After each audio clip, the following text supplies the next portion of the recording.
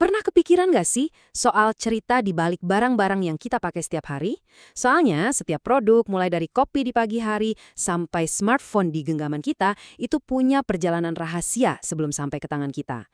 Nah, hari ini kita bakal bongkar perjalanan tersembunyi itu. Coba deh, lihat kaos yang lagi Anda pakai sekarang. Atau mungkin gelas kopi di meja. Kita sering banget kan nganggep barang-barang ini ya gitu-gitu aja. Tapi pernah nggak sih kita berhenti sejenak dan mikir, gimana ceritanya barang ini bisa ada di sini? Datangnya dari mana ya? Nah, jawabannya itu ada di sebuah perjalanan yang, wah, rumit banget. Ini tuh semacam tarian logistik global yang super terkoordinasi yang diatur sama sebuah sistem yang namanya rantai pasokan, atau dalam bahasa Inggrisnya, supply chain. Terus, apa sih sebenarnya manajemen rantai pasokan atau SCM ini? Gampangnya gini, ini adalah seni sekaligus ilmu buat ngatur semua pergerakan, dari mulai bahan mentah di perkebunan sampai produknya jadi dan dipajang di toko. Tujuannya cuma satu, bikin semua proses ini seefisien dan seefektif mungkin. Cara paling gampang buat ngebayanginnya tuh anggap aja SCM ini kayak sistem saraf pusatnya sebuah bisnis. Dialah jaringannya yang nyambungin setiap organ, mulai dari pemasok, pabrik, gudang, sampai toko, dan mastiin semuanya itu nyambung dan gerak barengan. Tanpa sistem ini, wah udah deh yang ada cuma kekacauan. Biar lebih gampang ngertinya, gimana kalau kita ikutin aja perjalanan sepotong kaos? Kita bakal lacak perjalanannya lewat 5 langkah kunci SCM. Dari sini, kita bisa lihat gimana teori ini bekerja di dunia nyata. Jadi, ada 5 langkahnya nih, rencana, sumber, buat, kirim, dan terakhir, pengembalian. Tiap tahap ini penting banget loh. Yuk, kita bedah satu-satu, mulai dari yang pertama.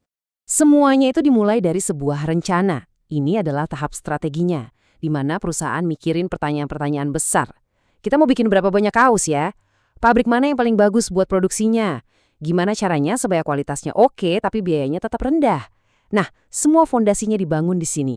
Selanjutnya, mencari sumber bahan baku. Kaos yang bagus tentu datang dari bahan yang bagus juga kan? Nah, disinilah perusahaan mulai mencari pemasok kapas dan kain terbaik. Mereka cari partner yang nggak cuma ngasih harga bagus, tapi juga bisa diandalin dan kualitasnya konsisten. Oke, sekarang waktunya proses pembuatan. Disinilah keajaibannya terjadi.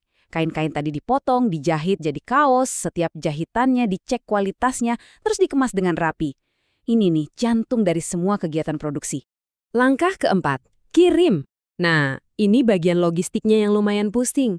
Gimana caranya mindahin ribuan kaos dari pabrik di satu negara ke gudang di negara lain, terus disebar ke ratusan toko, sampai akhirnya bisa nyampe di lemari kita? Semuanya ini butuh jaringan pengiriman yang super presisi. Dan yang terakhir, tapi nggak kalah penting, proses pengembalian. Ya kan kadang-kadang ada aja yang keliru. Ukurannya nggak pas, atau mungkin ada cacat produksi. Rantai pasokan yang modern itu nggak berhenti pas barangnya kejual. Dia harus siap juga buat nangani barang retur dengan cepat dan gampang, karena kepuasan pelanggan itu nomor satu. Oke, kita udah lihat kan prosesnya, kelihatannya emang rumit. Tapi pertanyaannya sekarang, kenapa sih ini semua penting buat Anda? Apa dampaknya buat kehidupan kita sehari-hari? Bedanya itu kayak langit dan bumi. Coba bayangin deh, tanpa SCM yang bagus, biayanya pasti bengkak. Pengirimannya telat melulu, dan ujung-ujungnya pelanggan kecewa. Tapi, dengan SCM yang efisien, biaya bisa ditekan, pengiriman jadi super cepat dan bisa diandalkan, dan hasilnya tentu saja pelanggan yang senang dan loyal. Efeknya ini berasa banget loh buat kita. Kalau rantai pasoknya efisien, biaya produksi dan distribusi kan jadi turun. Artinya, harga barang bisa lebih murah buat kita. Logistik yang terencana baik berarti paket kita datangnya tepat waktu. Dan saat perusahaan bisa beroperasi dengan lancar, mereka jadi bisa nawarin lebih banyak pilihan produk di pasaran. Buat bisnisnya sendiri, SCM ini udah kayak mesin pertumbuhan.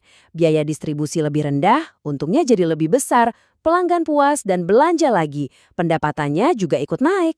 Semua ini bikin perusahaan bisa pakai asetnya semaksimal mungkin. Dan akhirnya tumbuh jadi lebih besar dan lebih kuat di pasar. Jadi, gimana caranya perusahaan bisa dapat semua keuntungan itu?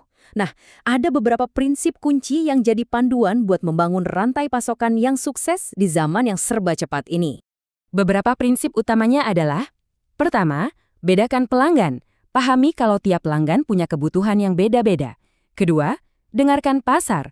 Pakai data buat meramal permintaan. Jangan cuma nebak-nebak. Ketiga, kelola pemasok secara strategis. Anggap mereka partner, bukan cuma penjual. Dan yang paling penting, manfaatkan teknologi biar bisa memantau semua prosesnya secara real time. Oke, sekarang kita coba rangkum semuanya dan balik lagi ke pertanyaan awal. Jadi, apa hubungannya semua ini dengan Anda, dengan kita semua? Jadi gini, lain kali Anda minum kopi atau pakai ponsel, coba ingat ini. Anda itu nggak cuma megang sebuah produk, Anda lagi megang ujung dari sebuah jaringan global yang luar biasa rumit, yang nyambungin Anda dengan petani, pekerja pabrik, dan supir truk dari seluruh dunia. Kita adalah bagian terakhir dari cerita mereka. Pada akhirnya, filosofi SCM itu bisa dirangkum dalam satu tujuan utama, memproduksi barang dalam jumlah yang pas, di waktu yang pas, dan di tempat yang pas. Semuanya ini demi menekan biaya seminimal mungkin sambil memberikan layanan yang semaksimal mungkin. Itulah inti dari efisiensi. Nah, sebagai penutup, saya mau kasih satu pertanyaan buat Anda renungkan. Coba deh lihat benda apapun yang ada di dekat Anda sekarang. Apa kira-kira perjalanan tersembunyi di baliknya? Kalau Anda mulai memikirkan, saya jamin Anda nggak akan pernah lagi melihat dunia di sekitar Anda dengan cara yang sama.